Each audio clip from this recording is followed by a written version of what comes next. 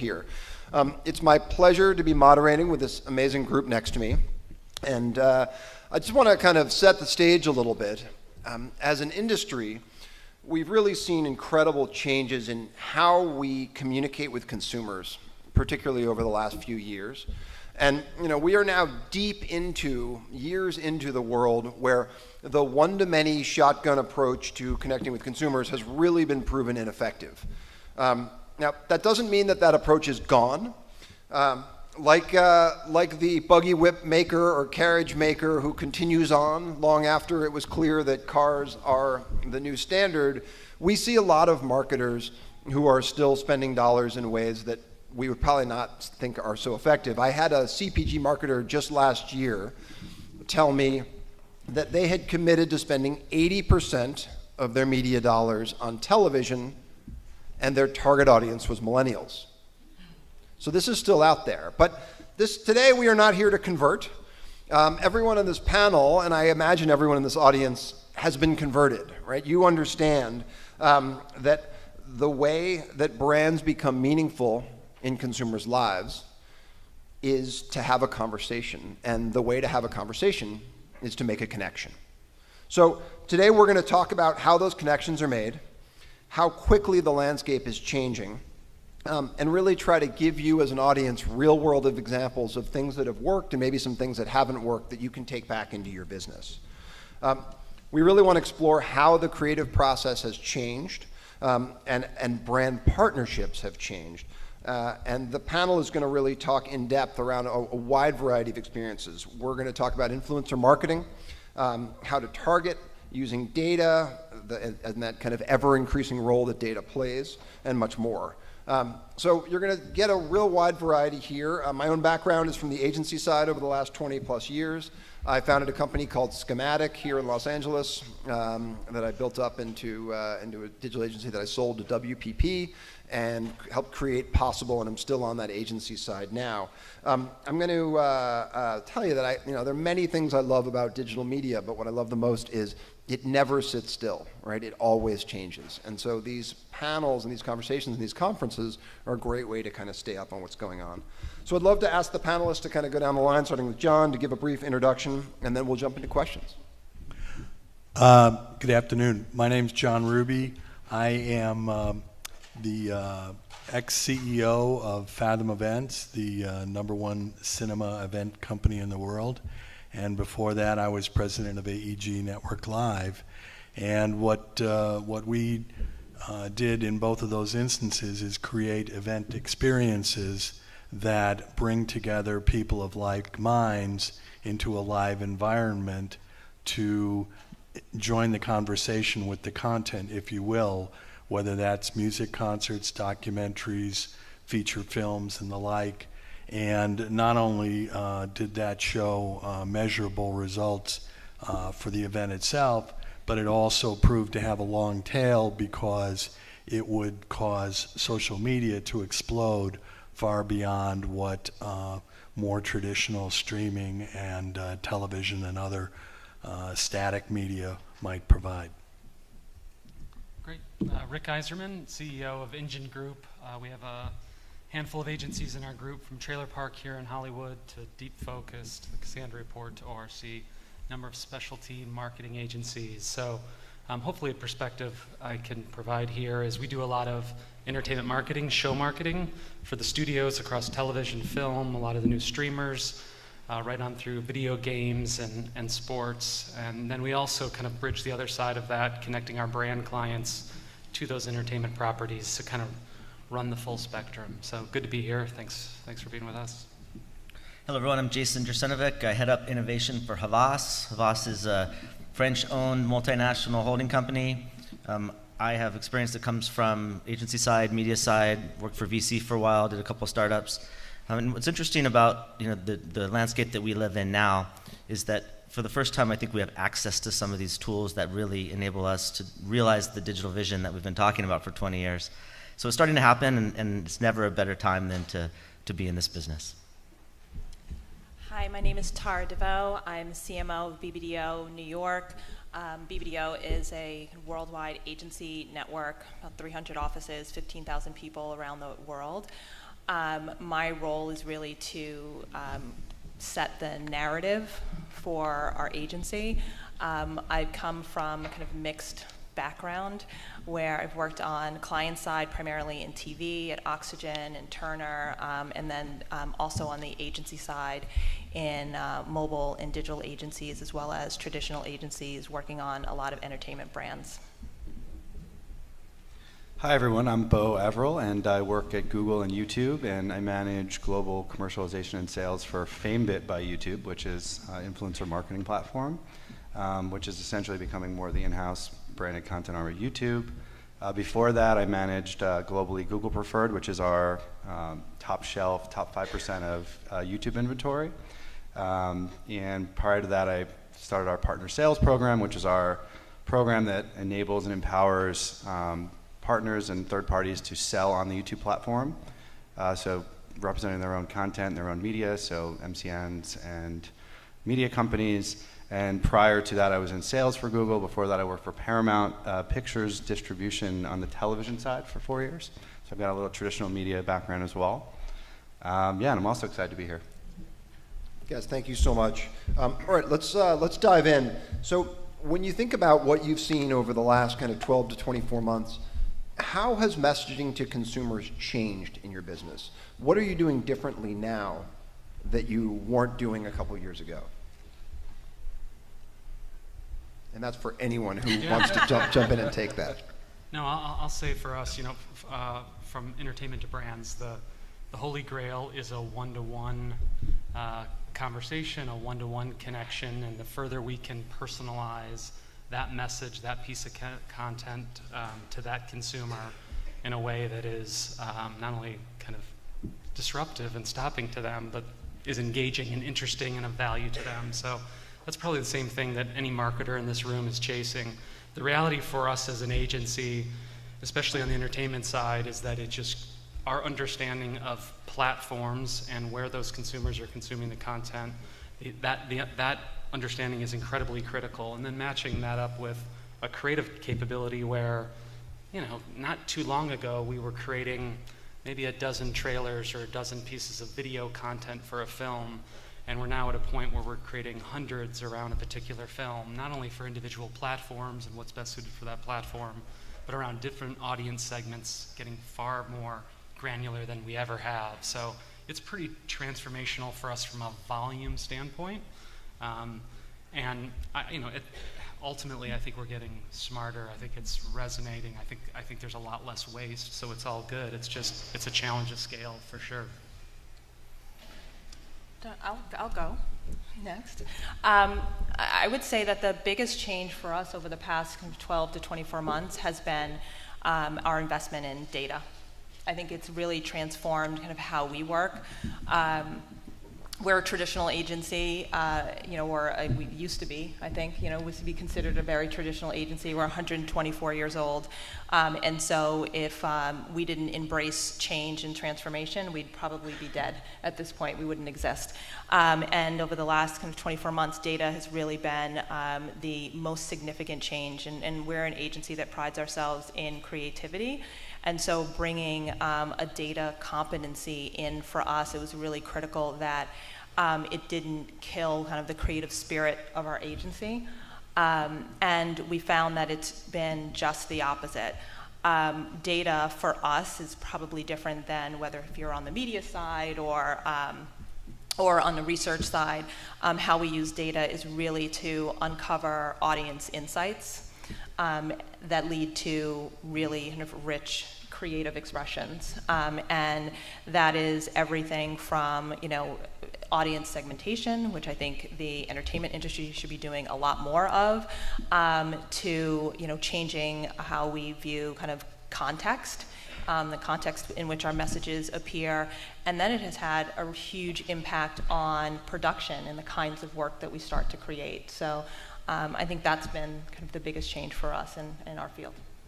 I'd echo that sentiment. I think the session that we have around data right now has led to a more sophisticated CMO suite that wants to talk about journey maps and customer insights in a more rigorous fashion. I'd also say the big shift that has occurred is that the platforms have won, And what I mean by that is the evolution of how consumers engage with the primary properties they have, from Google to Facebook to Amazon to Apple, et cetera, have fundamentally changed the media landscape. So the role of the agency is disintermediated. The role of direct to brand is something that we have that dialogue around all the time. So the value comes back to relationships, these insights that you can realize from data, how you use these tools, and then how you engage with the content properties. So it's a very messy situation for CMOs to sort of navigate, and they seek that guidance from people they trust that can help them navigate how to exist in this partner world that we live in now. Yeah, and I think from our perspective, obviously there's lots of different parts of Google and YouTube. So just specifically on the YouTube side, thinking about media and influencer marketing and branded content, kind of how those worlds come together. I think we've definitely started to invest in and think about how do we make it simple, given all the complexity, given the fact that user behaviors have changed a ton, given it's hard to understand how audiences behave across platforms, across devices. So I think as a concept, it's how do we make it simple, easy to give marketers the right insights that they need so they can plan effectively, agencies the support that they need to do that, and just bringing worlds together that historically had been pretty divided. I think for me, it's been exciting working on the FameBit side as part of YouTube, because there is this whole world of influencer marketing and branded content that's out there that in many ways largely sits disconnected from media and how we think about that. And so my background on the media side, particularly for what we're doing, is exciting how we bring those two worlds together. And how do we make it simple and use the right insights and the right planning to ensure marketers are empowered to make better decisions and drive better ROI from both of those sides of the business. Bo, just a question. Can I ask questions? Is that all right? There are no rules here. There's clearly a reliance on platforms, a reliance on YouTube, reliance on Google. How do you, with as quick as that space is changing, clearly your success is dependent on media buyers, on brands, understanding how best to leverage the platform to be most effective. How do you scale that in terms of that support, that education? What's the nature of that dimension of your business? Yeah, I mean, well, there's obviously the direct channels through our sales forces and through our kind of on the ground representatives of Google that work with large brands and customers and agencies. And right now we staff teams that service agencies, and we also staff teams that service clients, and then those two sort of collaborate when there's overlap.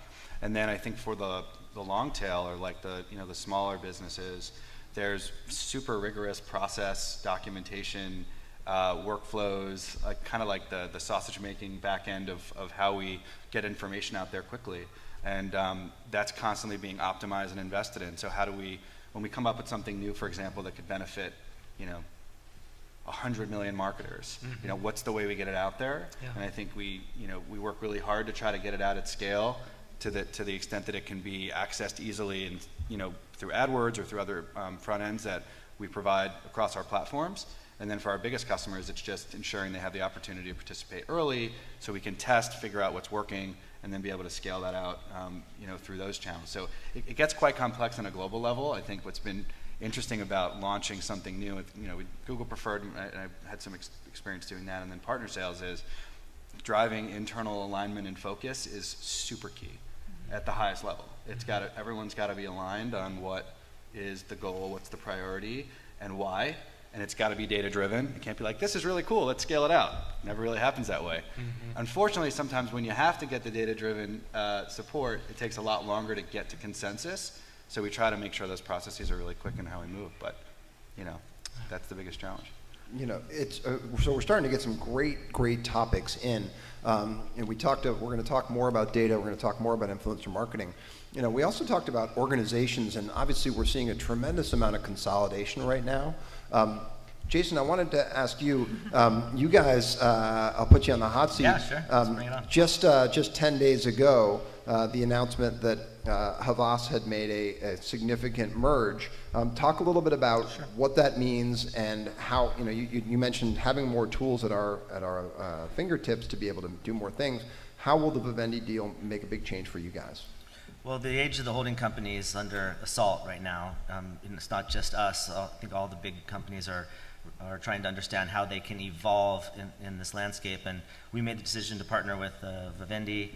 So we're now 100% subsidiary of Vivendi, which brings us a lot closer to many of the content creators. So many of our partners, Universal, Canal Plus, which is like the European equivalent of HBO, video game distribution, content companies are all part of our family. And so there's an ecosystem in which content itself and the way in which consumers can interact with brands becomes more, hopefully, interesting to our clients. Obviously, that the ways that you engage with that still occurs on many of the platforms. So it's not like it's its own thing. That communication to our clients is interesting because you start talking about bringing the bands to the brands and the bands to the brands, and they're like, wait, but how does that work? So it's a new paradigm. Also, what is clear is that the synergies in vertical alignment offer opportunities. So if you have something in which you can create a story and bring those characters through many touch points, from mobile gaming to content creation to brand engagement, hopefully we'll have an advantage in doing that. It speaks to a macro thing that's happening in the industry right now, in which the value that agency holding companies have, as seen by the market, is under pressure. So, that's primarily because of the service model, and when you start disintermediating how media works, this notion of just having access and buying at scale is not enough. So I think all the holding companies have to do something. We made that choice. It seemed like the right thing to do because, we're French-owned, they're French, and, that's how they roll. And so keep it in the family. At least that's how the French do. So it's interesting, and we're seeing some examples of that where we're able to parlay relationships that we have with brands to do it. The term transmedia is often used across all these touch points. Paddington Bear is one of the signature franchises of Vivendi, and the way in which that comes to life through mobile gaming, through engagement across all these platforms is unique. So I think it's an approach. It's one of our big bets, and centralizing the way in which data is used across those business units is our main approach to try to differentiate. So, when we were talking about this earlier, John was saying it used to be that holding companies were buying media companies. Now we've got a media company buying a holding company, right? Interesting to see if that trend continues. When you see this kind of consolidation, we've got AT&T swallowing DirecTV. The papers tell us sort of days away from having a Time Warner merger approved, looking at Comcast.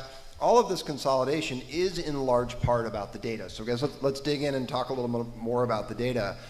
Bringing together a lot of properties, if you can knit together all of your unique identifiers, suddenly means you know more about people. So in the world of brand sponsorship, how does data play a role for you, and how does data help you decide what kind of things to put together? Anyone who's feeling excited. I could start from a tactical perspective. Just being more insightful about what audiences are doing. So looking at data to understand where audiences are spending time, what type of content they're consuming.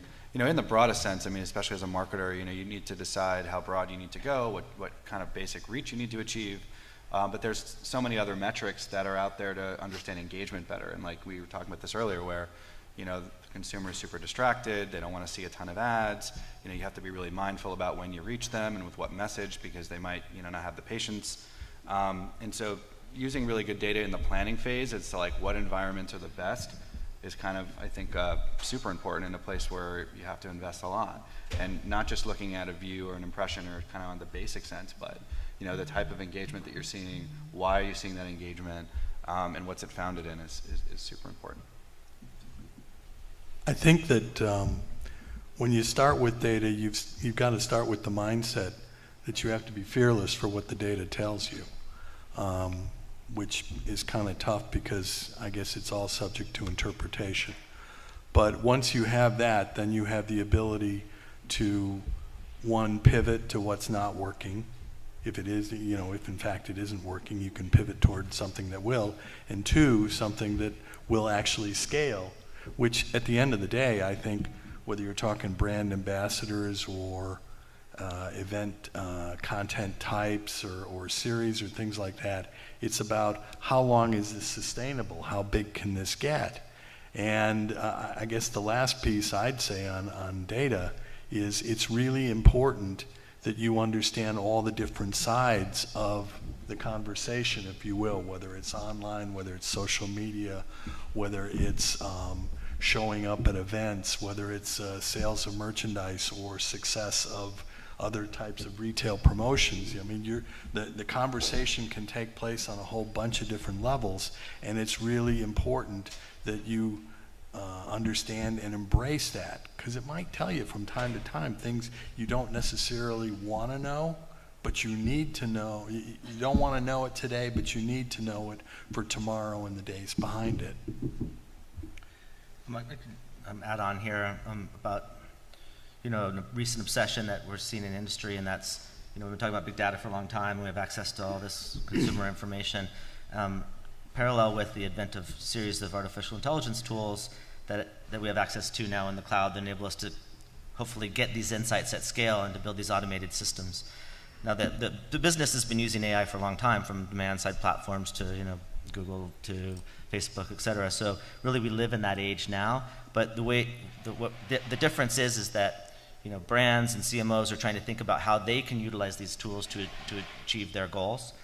And so we launched, as one of our innovation practices, Havas Cognitive, which brings that to light and democratizes access to those insights. And people talk about data lakes. I like to say it's a data swamp, in that it's really complicated, messy, and you have to drain the swamp to get the insights. I'm sorry, did you say drain the swamp? Oh, God. How's that working for you? I intentionally wanted to bring that up because where this goes is around privacy and around the ethics of having access to people's data. And so the ethical framework, which sometimes we may lack in our current environment administration, you're seeing in Europe a different pole going the other way, in which privacy is being put on a pedestal. And so that creates problems for global brands. We have on one side, our data is a commodity which we can buy and sell here in North America, and we do. And then in Europe, you can't, with high penalties. So how do you, as a global CMO, manage that? The answer is around the ethical frameworks in which you can bring privacy to the forefront. And I think increasingly that's going to be a battleground that smart brands and smart CMOs win by thinking consumer first. Rick, you guys are known for a lot of YouTube partnerships. Talk a little bit about those partnerships and how you're using the data that comes out of YouTube and the partnership with Bo and his teams, certainly in his past life, to make decisions about what groups you're putting together for sponsorship. Yeah. So our relationship with YouTube goes back about 2 or 3 years ago, and that was with the launch of, marketing individual channels, and then moving on to YouTube Red and the launch of YouTube Red. And so all of that data, all of that decisioning happened on YouTube in terms of what creators they were going to support and put meaningful production dollars behind and meaningful support behind those shows and that programming. And then we would go out and market to those audiences. A lot of our work, a lot of the data and research that we did was, once a show was greenlit and we knew who that creator was and who their core following was, we did a lot of work to understand that individual audience, what made them tick, what did we need to include in the campaign and in the show going forward that was the pieces that were most important to that really loyal following, the following that was going to watch anything that particular creator put out there. So we wanted the campaigns to resonate, and we wanted to take those things and reach to other fandoms outside of that core, so we could build a bigger audience and drive interest in the YouTube platform and ultimately subscriptions. The business has actually gone to a really interesting direction as YouTube is doing more and more originals and really expanding the menu of kind of product offerings for a consumer, whether you want music or you want originals or however you want it, or you want YouTube TV.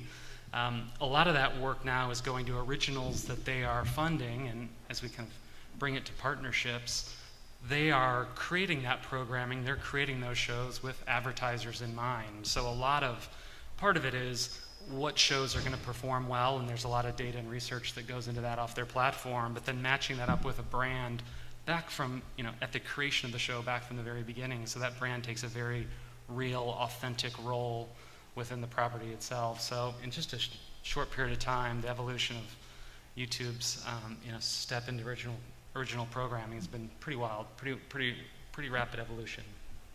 That's great. Thank you. Certainly we talk about measurement. We also need to talk about attribution, right? I think I'd love to get a sense from your experiences, what do brands expect? What do agencies expect? And are we moving beyond sponsorship being more of like your name is out there and it's an impression, and more into figuring out how that's actually driving sales? Can anyone talk a little bit about how you see attribution being a part of this equation?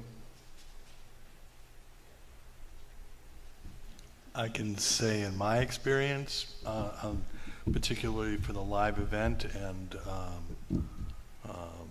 live event-based content, it's always been attribution. In other words, you might get the brand in the door because this was the CMO's favorite band or loved the tour or the idea or something like that, but they weren't coming back unless there was some kind of measurement. And in particular, you were not only looking for, let's say, national management, but you'd want, in essence, local, like the beer and the soda and the retail and packaged goods people. They're all about driving local sales. And if you got 5 or 10 hot markets that came back and said, well, that was amazing, we got to do that again. I worked with the Houston Livestock Show and Rodeo for 9 years, the first 9 years of my company, and we had a partnership with basically Kroger Foods, and it was funded by James River Paper Products, and they could literally see, we were in, 5 states. It was a regional pay-per-view approach as opposed to national, but the reason we were doing that was that's where the core of the audience was, and they could definitely measure product sales off the shelf. And I saw the same thing with Coca-Cola and Pepsi and their summer concert series, and American Express. They'd want to see transactions coming out of tour sponsorships and stuff. So how are those getting tied? Like, how are they getting measured? What's been the most effective way to say, we did this, and so we sold more paper, we sold more Coca-Cola? What have you seen? Well, in each case, it was, the process of working. Well, it makes it a little difficult because you got to have marketing and sales participating, so that the marketing dollars and the marketing messages, if you will, can then get tied into sales reporting. But you're gonna have to understand what that brand's sales reporting system is, because they're not going to create a new one for you. So you're in essence figuring out how do you take what this particular project is and how it's being marketed, and lay it against the products that are being sold, and how can you measure upticks. And generally, in my experience, it's been that you could figure out a way that it's that it could be relatively easily attributed to as sophisticated as, well, you create a buying mechanism that they have to, in order to get this deal, they have to go through your portal or your purchase app or however you want to do it. Sure. So sometimes it's going through owned properties. For others, what are other ways that we see that attribution, that we close that loop? Yeah, I mean, at the highest level, obviously, there's like the MMMs, media mix modeling, which is at the core of most brands. They know what that is. I think the way we start to think about it is you've got a DR goal. Like, it all comes down to the business goal, right? I mean, if there are metrics that are beyond just immediate driving sales of a product, which there usually are, there's ways that we're investing in trying to ensure that across the purchase funnel or down the purchase funnel, there's more accountability or measurability, right? Because direct attribution is always tricky, right? Well, did they see that last ad? Just because they clicked on that last search ad, does that mean that's the reason why they purchased? Or does that mean that that was the last step in the equation for them? Maybe then it had been exposed elsewhere. So it's really tough to kind of isolate direct attribution, but what you can look at is the whole picture and say, am I moving the needle in each of these areas? So like, when I think about influencer marketing, right, because this is my focus area these days, there's direct things that creators can do to drive call to action. And they can do it in a very organic and native way. And hey, I'm going to see this movie this weekend, or I was given a pre-screen of this film, super excited about X, Y, and Z aspects of it, big Star Wars fan, and hey, by the way, I got this special coupon code that if you want to go see the film in theaters, you get 10% off, right? And that's something the brand can help provide. And you can use tons of examples here. You can do it with electronics, you can do it with lots of different products.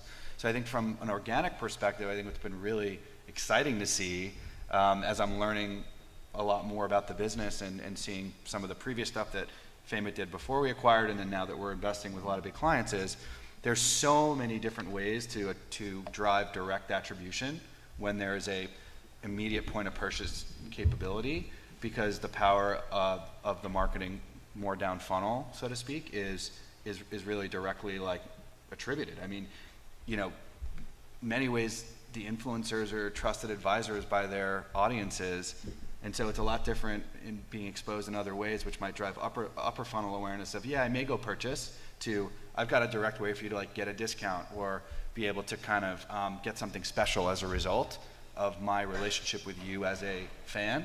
And so that's pretty exciting to see. And obviously, big picture, media plus this, how does it all work together?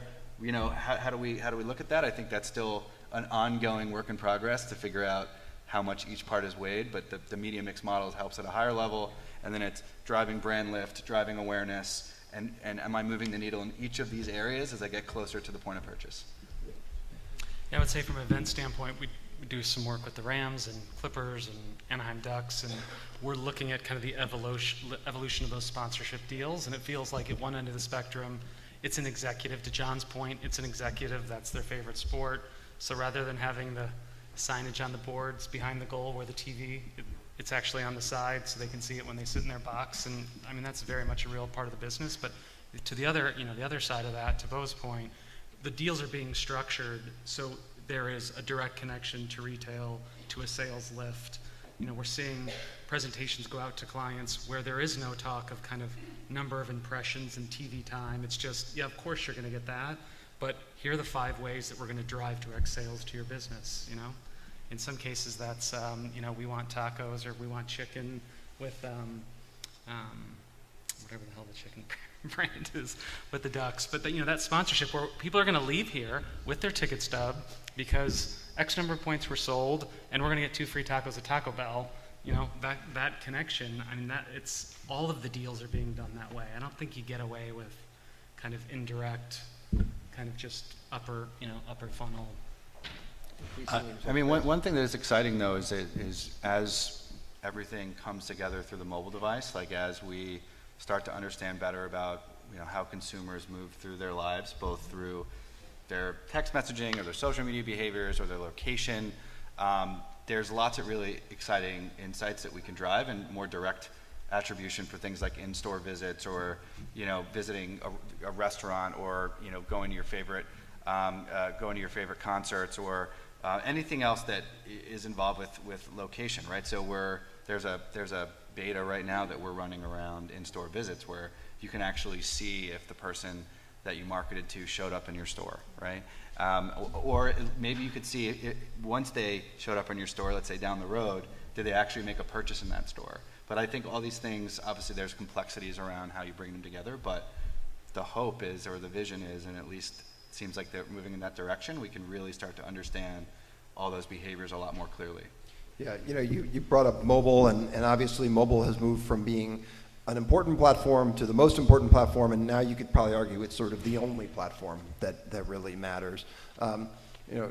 Tara, from the creative side, when you guys are thinking about this kind of work, how is the creative changing for mobile? What are you doing differently that you weren't doing before, and how does mobile start to drive behavior? Yeah, sure. I would answer the question, what are you doing differently? I would say the easy answer is everything. Just 10 years ago, 5 years ago, the theory was the longer the better. So you had director's cut films, you had 60-second commercials, that it was the wider the better, and everything was programmed for widescreen, and we were shooting commercials for widescreen.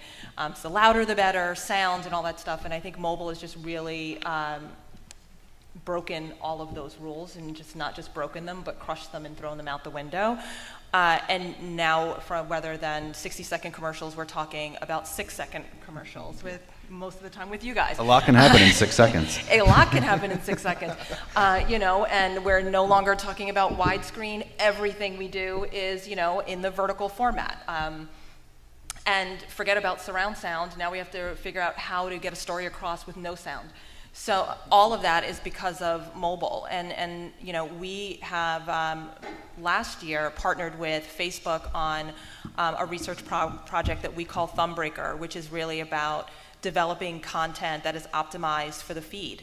You know, and I think it was Facebook that had the stat a couple of weeks ago that said 50% of millennials and Gen Xers, which was the part that was such a surprise to me, are not watching television. And what that means is they're still consuming content, and so they're consuming that content on a mobile device, whether that's a cell phone or an iPad or what have you. And so if we want to reach them, we have to figure out how to get that content across on mobile, and that's what we're doing. So Thumbbreaker is now kind of standard across our agency, and it was pretty cool to hear that, you know, Facebook was taking kind of a BBO product and bringing it to other agencies too, to kind of helping them optimize their content. But everything that we develop now is Thumbroken and is optimized for mobile, because that's how people are consuming it. Star, you're saying that I should tell my client who wanted 80% of their dollars going to TV, maybe not the best I call? would say that unless they're speaking to, you know, 60, 70-year-olds, then probably it's not the best use of their dollars. I will write that down and I will pass that on. But I think it does tie into like the earlier discussion around data and what decisions you're making and how those are informing both your targeting and your creative. And because we, you know, the 6-second ad you brought up, obviously very big for us, and you know, for, you know, over a year plus, or maybe even 2 years now, we've been really working with marketers to kind of help them to get inspired around, you know, the ability to create shorter formats, but looking at the data as a first entry point, right? Like you can look at, let's say, in YouTube Analytics today, and you can understand where the views from a piece of content may be coming from, and say, okay, most of my viewership on this piece of content happens to be mobile, but on this piece of content it actually is a lot less mobile. And you know, why is that? And there's certain environments, and when speaking to the audience, what type of ad should they see when, is something I think we're thinking about algorithmically. Like how do you try to find that user in a moment where they're willing to receive the right type of ad so that you don't annoy them and the brand message comes across? And then how can you think about looking at performance before scaling, right? Like we talked about it at the table before we came in, the concept of, and this isn't a new concept, but let's say as a brand you decided I'm going to upload 15 different versions of an ad that I create to a platform like YouTube and see how it works. And you're probably going to see pretty quickly which ones are resonating with which types of audiences, which ones maybe are a little bit more mobile-centric, desktop-centric, and you can start to kind of use that to make decisions around, okay, let's create this type of creative for this audience with this type of targeting, and let's type a different type of creative for this type of audience. So as a creative, it probably means a lot more investment and thought earlier on in the process, right? Yeah, like, it does, and we actually have done a project with you guys last year with TrueView, where we created multiple versions of an ad. I think it was for Twix, and we created lots of versions and then tested it on TrueView to get a sense of how that works and what people are, you know, responding to most. And so the other thing I would say is that, you know, in seeing kind of the name of this, the topic of this panel, partnerships, and because it was Digital Hollywood, I you know, my mind went initially to, you know, a kind of Madison and Vine type of partnership. So how do agencies or brands partner with entertainment entities? And I would just say, as a creative agency, you know, most of the partnerships that we are engaging in now are really not with Hollywood as much as they are with Silicon Valley, you know, and the Googles and the Facebooks and Amazon, you know, Pinterest, Snap, all of those things. That's really where we are investing a significant amount of time and energy in making sure that we're at their offices, they're in our offices on, you know, a weekly basis. We have a sense of what the new and kind of emerging technology is that they're really excited about. And we get our creatives excited about, and then therefore can get our brands and clients excited about. And that, I think that's kind of it's been our new model and our new way of working, because that's where it seems innovation is really kind of housed. It's great. Can I add one thing on to Tara? I agree with you that the devices have changed everything, but it's not only from how we consume the content, it's how we create it. Yep. And this is one thing that we've been working on a lot, is using the actual devices to do rapid content creation. So we have a group called Annex, which is working in a different way. It's often very young people who are influencers on their own and doing their own thing, who don't want to be, working for the man, working at an agency because they got their side hustle going on, but yet still have to pay the bills. And so they'll take a 6-week gig to do cool content for a brand because they still have to pay the bills. And even though you may be an influencer, you may not be able to hit your mortgage payment. But that's really working well, and brands are saying, hey, I like that, I want to embed that inside of my organization. And it's difficult for a CMO to say to a millennial, oh, that's not right, when the millennial's like, this is dope, right? Check this out. And they're like, oh, wow, that is really not how I think. And that's a transformation. And so we've gotten to the process now where we can take an idea from data insight in the morning to execute something by the end of the day and have it live on the platform within an 8-hour period. And so it goes from like a $500,000 shoot to like a $500 shoot where you'll have 500 versions, and you'll throw them out there, and stuff that sticks will amplify, stuff that doesn't, you toss, right? And so that's interesting when you think about disposable content and rapid experimentation, and there's no review process there. It's just live and real. Yeah, that's like, I can add to that too, because what was really exciting to me when I first took this role was to see how much scale you could get, meaning how much content you could get by casting a wide net and reaching out to creators to see what their concepts would be, what their ideas would be about how to communicate your brand's message.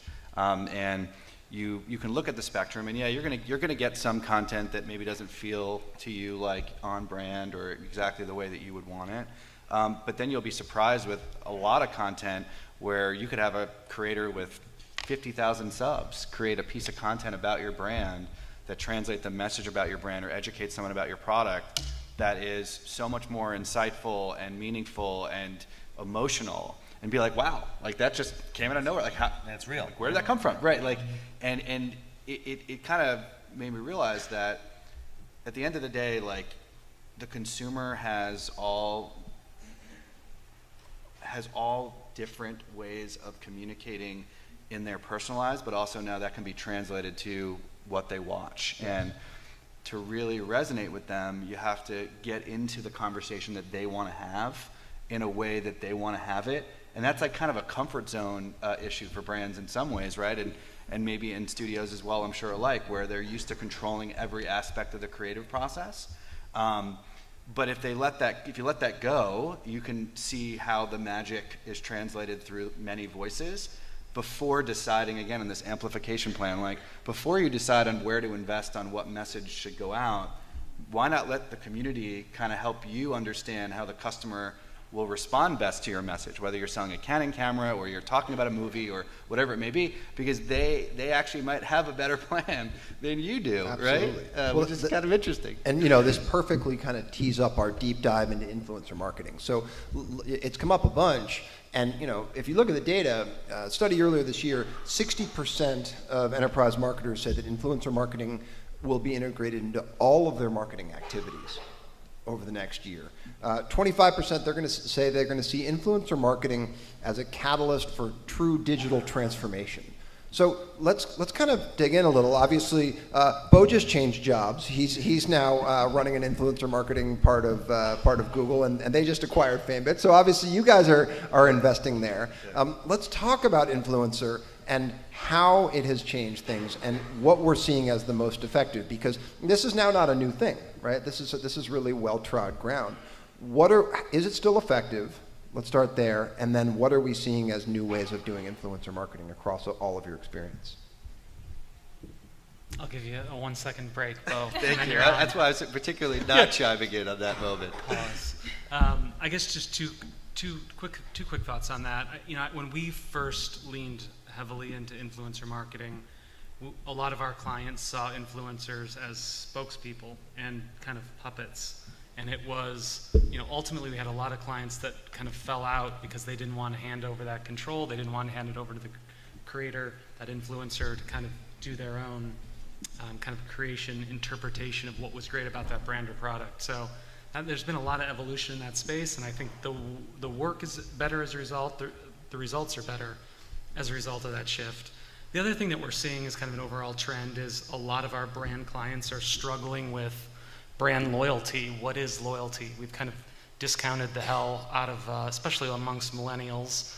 We've discounted out of, we've kind of bought share by discounting our brands and our products. And so we're seeing a real kind of lack of loyalty amongst a lot of these audiences. So the bit of a shift we're seeing in influencer is back to those core audiences, those loyal followers, and really how do you harness the energy, harness the influence of those individuals, and where there still remains that kind of that fandom or that loyalty to the product, the service, the property, really kind of arming them and giving them the tools and rewarding them along the way for talking about the brand or product. So that's kind of an equal shift for us beyond just, and nothing against FameBit, but identifying someone out here and trying to make that connection based on their audience and their following. A lot of them are equally, I think, looking within their individual business for it.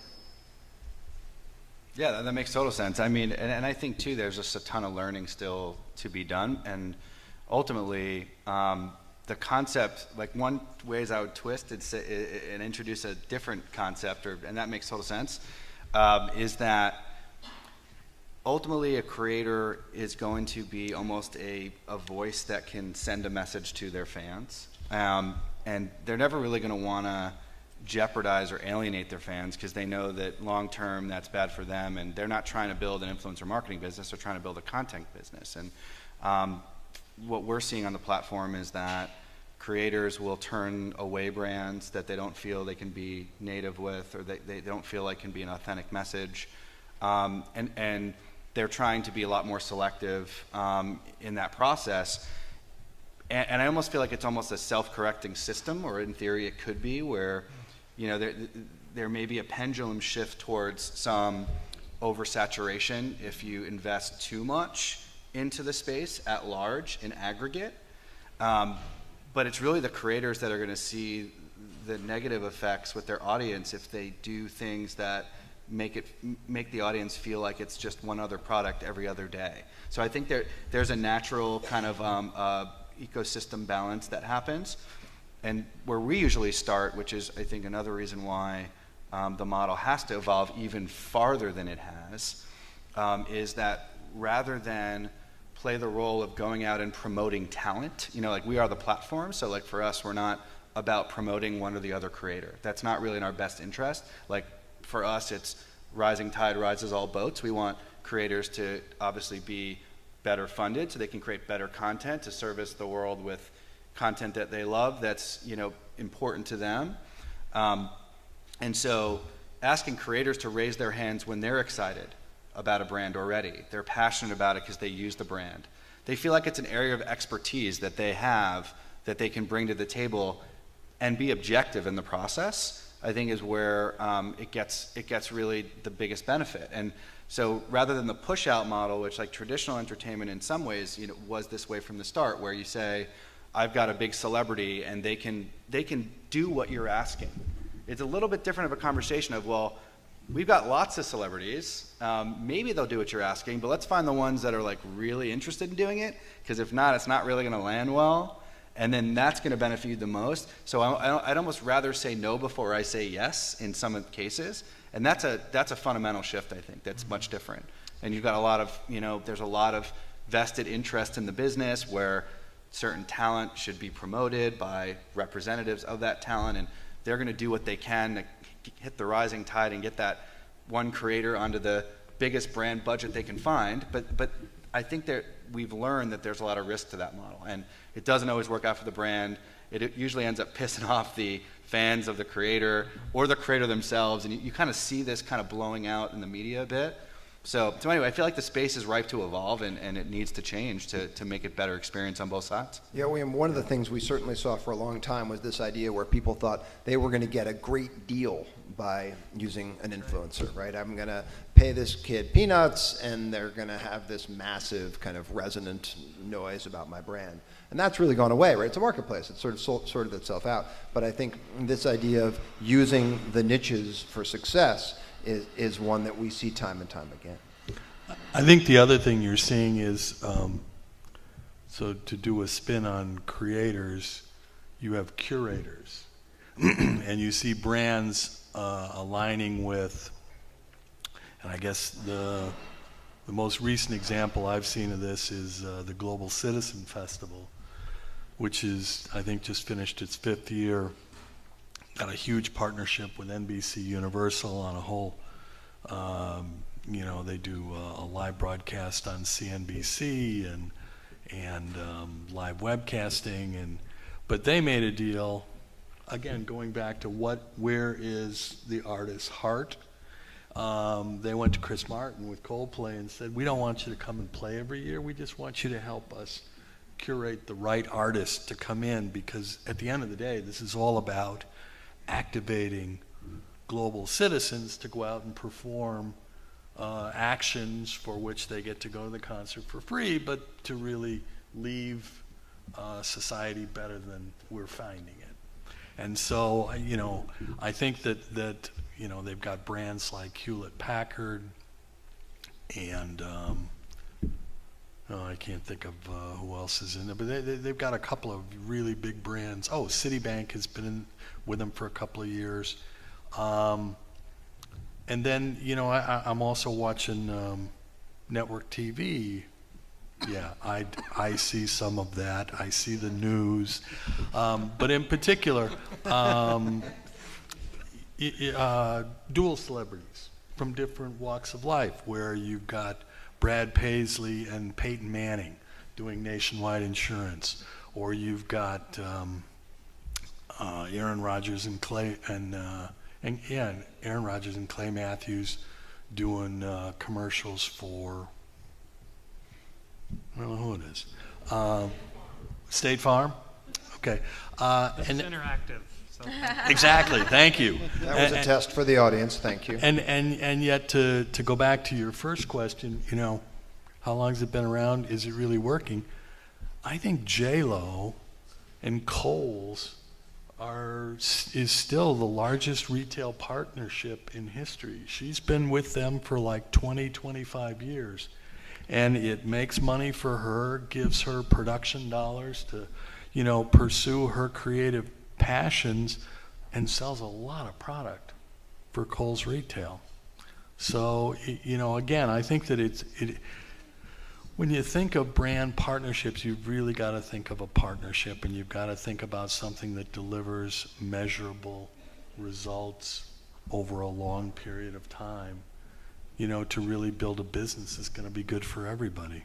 I'd just jump in there and thinking about the kind of J.Lo and Kohl's thing, and the one thing that we haven't talked about, just as far as influencers are concerned, is audience, right? Because ultimately it all starts for audience. We don't recommend influencer marketing for all of our brands, because if the audience isn't using influencers to make their decision, if they're not a big part of their decision, then it doesn't seem like it's a good fit.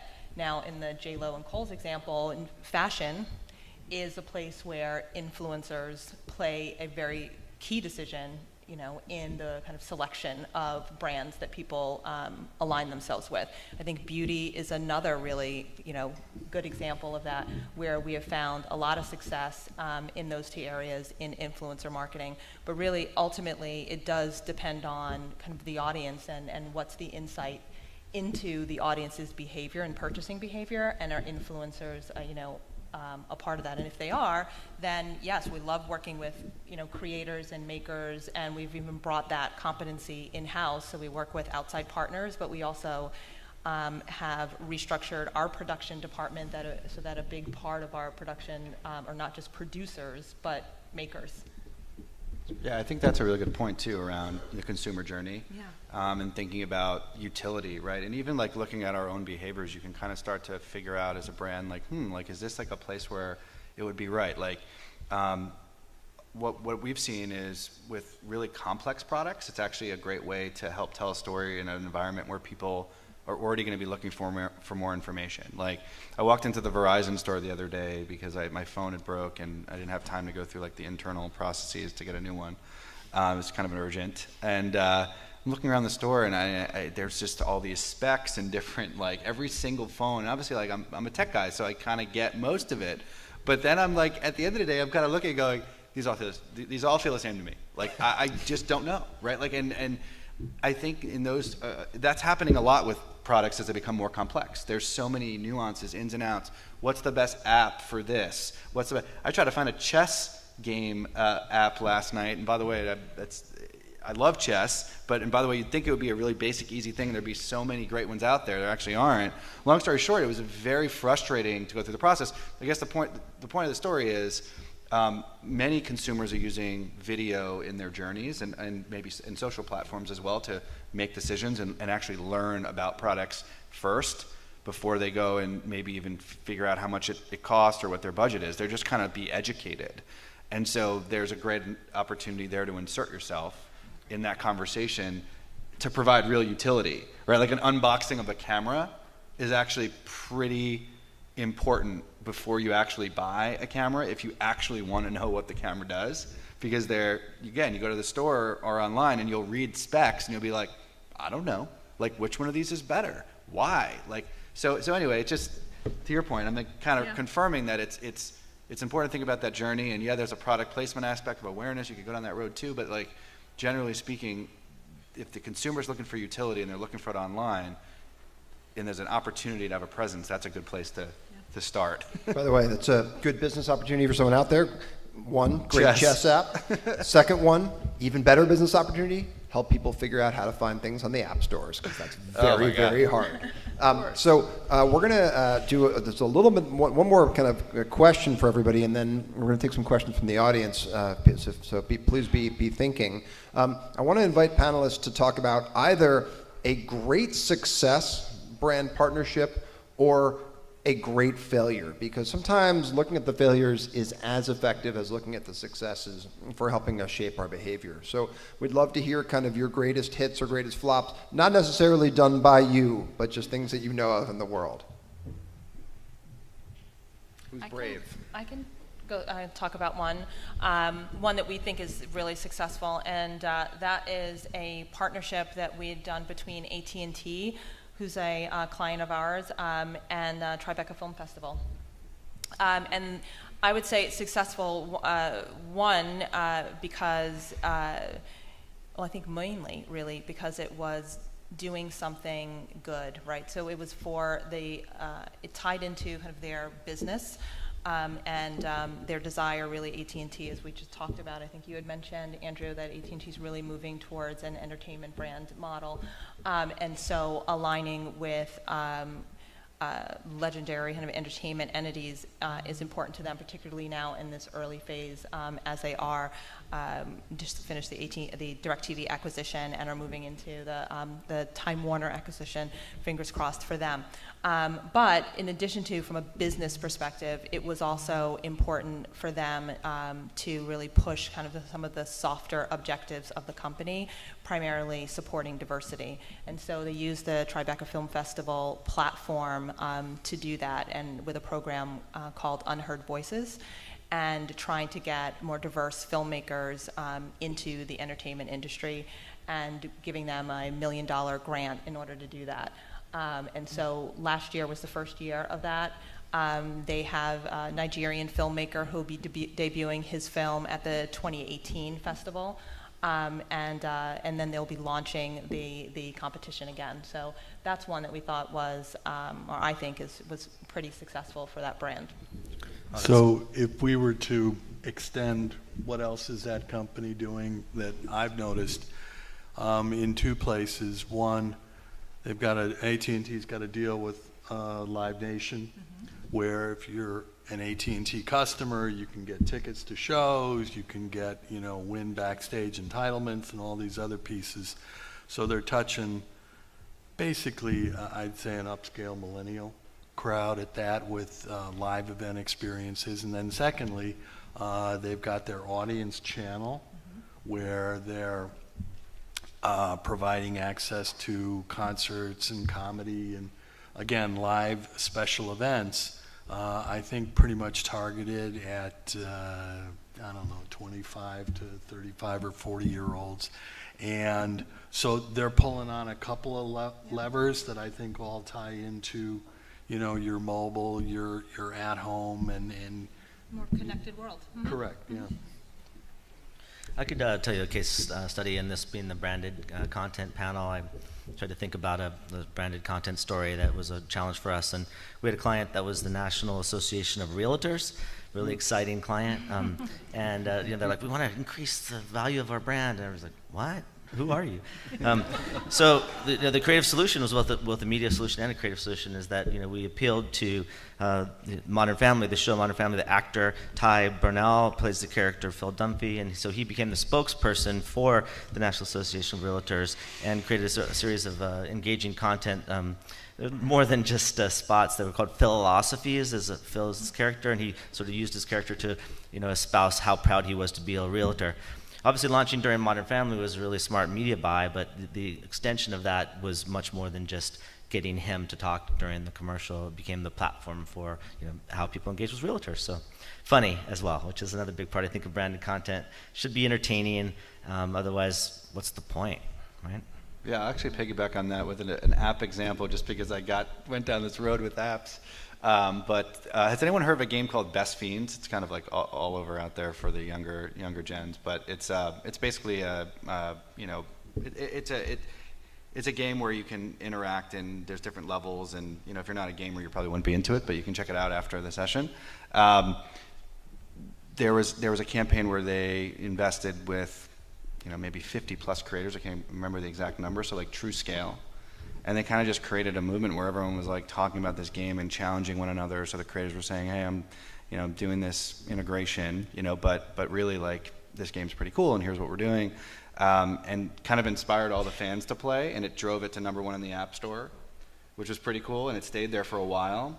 And I think what was great about it is that it wasn't just a shout out to go play, is that you saw so many different pieces of content and different spins on it, that everything from creating a piece of like a part of your set that was reflective of the game for a creator to straight up challenging friends of theirs to play. So it was like there was just all these different examples of different types of content, and it just kind of shows how you could create that drumbeat. So I thought that was pretty neat. I mean, it's obviously specific more to a targeted gaming audience, but getting to #1 in the App Store is pretty tough. So I thought that was pretty neat and a big success story.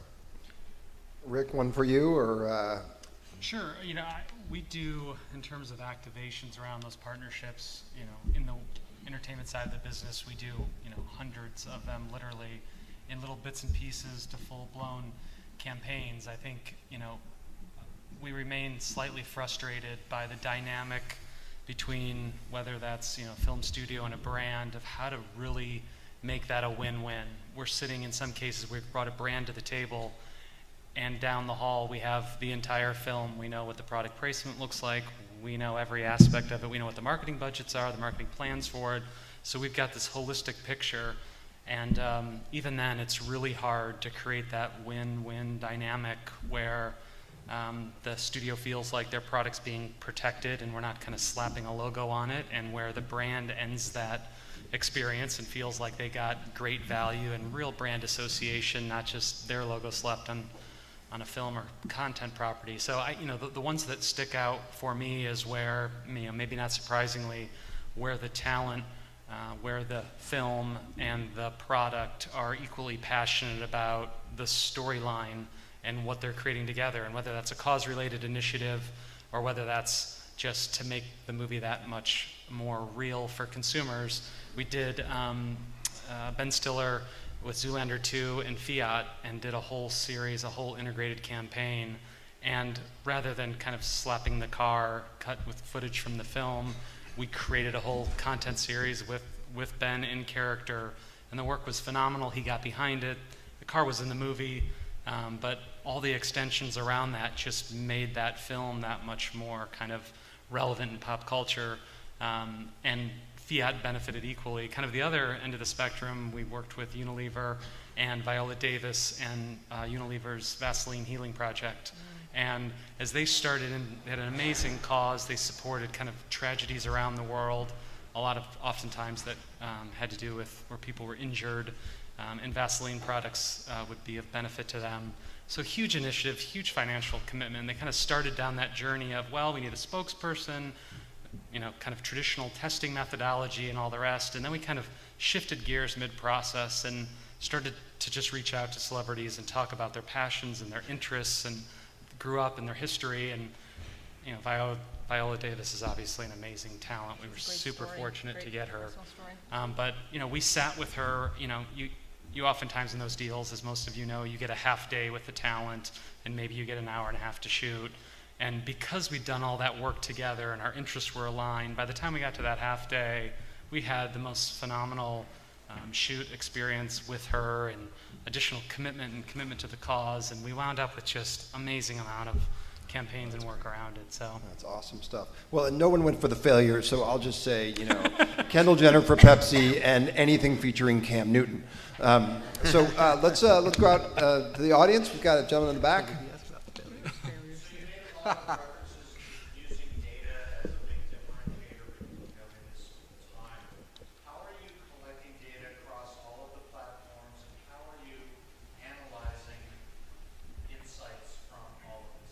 And I'm just going to repeat that so that it gets on camera. So the question is, how are you collecting data from all of the platforms, and how are you analyzing it to come up with insights on the data? I don't think there's a silver bullet to that. I mean, clients themselves are on their own data journey. So it depends upon the level of sophistication they have in terms of how their consumer data is siloed within their own organization. As digital transformations changing things, they're trying to get to a single customer view. I think everyone on the panel would say that. Clients themselves on their journey, sometimes they're more mature, sometimes they're not. I had a recent example recently where I was working with the ad team, and they're like, "Oh, this is a great idea. You should talk to the CRM team." I was like, "Wait, you guys are separate?" And so they had separate campaigns going out against different, the same people, right? Different messages. And so clients have to want that, right? Right now, sometimes the organizational hierarchy prevents that. But there's a myriad of tools that are used. Obviously, the platforms bring a lot to that. But the consumers themselves have to buy into that. They have to say they want their data to be used in that way, and thus the value has to be shown explicitly. And on the movie side especially. I think there's I don't want to offend anyone. I would say that there's certainly a far greater level of audience segmentation, despite what Tara said earlier. I think there's a significant amount of progress, but for us as marketers, we don't get as much of that data as we could or should. As an agency partner, we see that differently with a lot of the, from a YouTube or from a Netflix, or even a Spotify as they move into video-based content.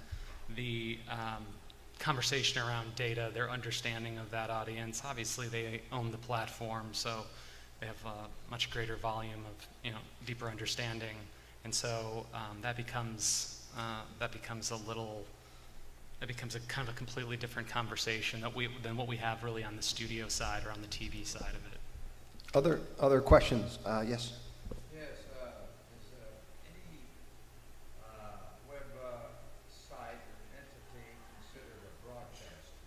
Is any website or entity considered a broadcaster, is the question.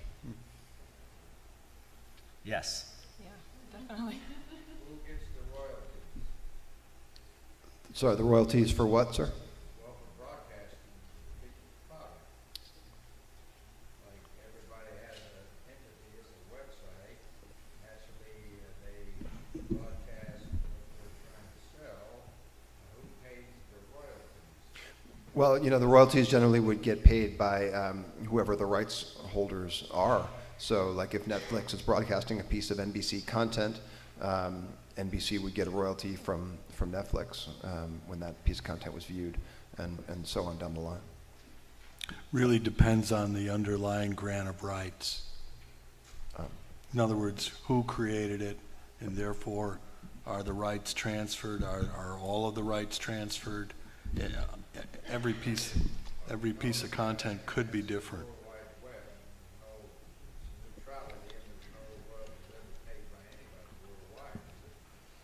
Well, actually, yeah, generally, to be able to broadcast copyrighted content, you do need a deal, and that deal usually would include royalties. There is illegal stuff out there, but most of it through reputable channels, is royalty-based. Who handles that, the SEC or somebody else? Usually handled by the rights holder. I'm going to do one more question, the gentleman right there. Hi, my question is about influencer marketing. I feel like with influencer marketing, there's just such a thin line between feeling genuine and starting to feel forced and commercial. Are you guys finding that brands are allowing influencers to kind of change their messaging a little bit if it's true influencer? For example, McDonald's was a client, and he said, hey, we have this influencer who loves all-day breakfast, they're passionate about all-day breakfast, but they're irreverent and they're going to speak in kind of different terms than the commercials. Are the brands willing to say, yeah, let them do it if it's a hit, or well, we still want the product to look like X and the wording's The question is about influencer marketing and whether the brands are willing to change the content of their messaging to suit a particular influencer. I think some are more than others. It's not everybody. I don't want to speak on everybody's behalf, but some people are absolutely, yeah, let's do it, let's give it a go. Forward-looking CMOs want to experiment and get their hands dirty and see what that's like. I've seen some examples, like we did one with Coke, in which they wanted to be scared. They wanted to not understand what it was about. So bringing in the audience and actually having the creators actually talk to the marketers and say, this is legit, this is what I think is cool. They're like, all right, well then you're our customer, so let's give it a go. So that's a repeatable process that I think we'll see more of. The buying of influence, I think, which is what you're talking about, like Kendall's Pepsi fiasco thing. Not necessarily always the best thing is to pick the biggest, brightest light. The edges may be more interesting in influencer marketing. If you're interested, there's a fair amount in the press, marketing and advertising about the whole internal debate with Colonel Sanders. Should they bring him back in a different personality, a different format? And there was a lot of back and forth, and it's a huge hit. They've found that campaign is successful beyond their wildest expectations. But it was all about, do we change the personality of, in essence, the founder of the company? And generally, you can sort of do those things once, right? I think the next person who tries to bring back a dead founder in lots of different forms might not have as much success. I want to say a big thank you to the audience and a big thank you to all of the panelists. I really appreciate it. Thanks, everyone.